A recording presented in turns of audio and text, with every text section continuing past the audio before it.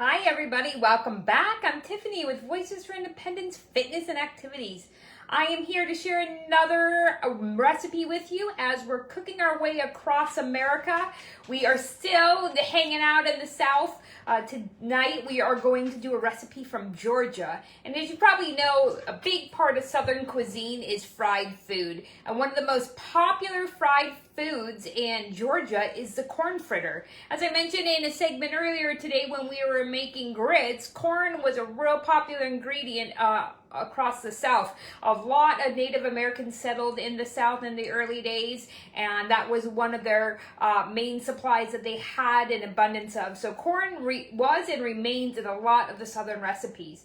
But a fritter basically is anything from a fruit, vegetable, even meat that is battered and fried. So tonight we're going to be making a corn fritter. So what you're going to want to do is you're going to turn your stovetop on to a medium-high heat. So I'm going to do that now just to start getting that heated up. I'm going to add a little bit of oil or butter to your pan. I'm going to use some olive oil this evening.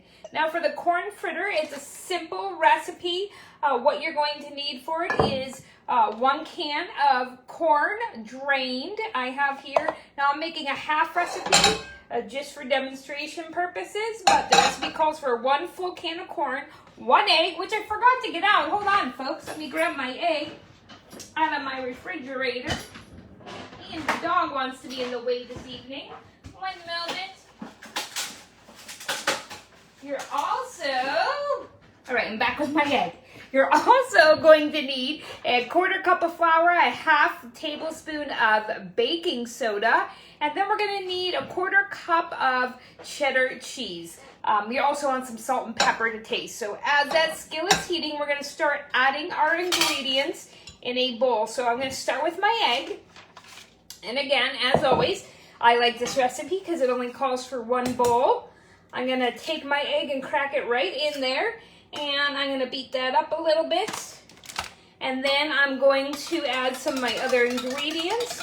We're going to go right in and we're going to add our flour and our baking powder, which I already mixed together in a separate dish. And we'll mix all that together. And then we're going to stir in the 1/2 can of corn with some salt and pepper. So make sure you get all the dry ingredients mixed into that egg. Some of the moisture from the corn may remain on it, which is fine. It will help.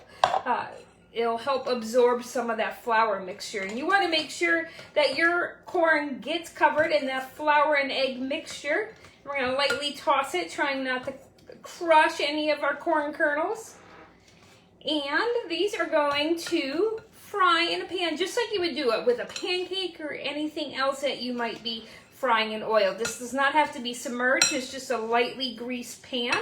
And these are like little corn cakes. These are popular to be serving with dinner with the fried chicken and other dishes for an evening recipe. So I'm going to add a little bit of salt. And we're going to add some pepper to that as well. And then we're going to be adding our 1/4 cup of cheddar cheese, freshly shredded.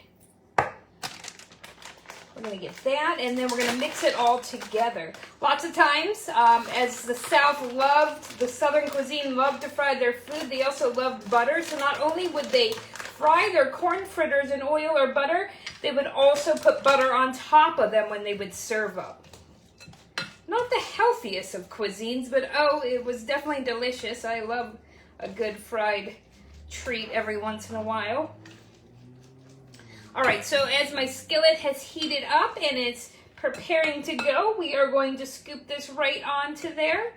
And let me get a different device out of my drawer for scooping. We're going to just put it right in our pan. I'll do one at a time. And you kind of want to put it right in your pan, and we're going to flatten and spread that out.